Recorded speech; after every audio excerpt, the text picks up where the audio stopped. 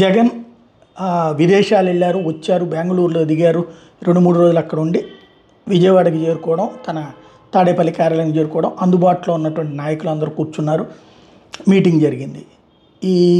ఇప్పుడు జరిగినటువంటి ఉప ఎన్నికల అంశం ప్రస్తావనకు వచ్చింది. అట్లాగే పార్టీకి సంబంధించినటువంటి దాని మీద దాడులు జరుగుతున్నటువంటి అంశం ప్రస్తావనకు వచ్చినప్పుడు మనం కల్పించుకుని, అంటే మనం కావాలని పార్టీ నాయకత్వంగానో ప్రభుత్వంగానో చెయ్యకపోయినా ప్రచారం ద్వారా వాళ్ళు దెబ్బతీశారు. అదే సందర్భంలో ఇప్పుడు వచ్చేటప్పటికి వాళ్ళు చేస్తున్నది ఓపెన్గా చేస్తున్నారు, దౌర్జన్యం కానీ ఇదంతా. ఆ జనం చూస్తూ ఊరుకుంటారా? జనం స్పందించరా?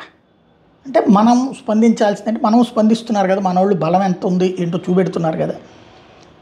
ఫైనల్గా ఇక్కడ నమ్ముకున్నటువంటి వాళ్ళు, పార్టీని నమ్ముకున్న వాళ్ళు ఎక్కడికి పోరు, ఆయారం గయారంలు పార్టీలో ఉంటారు.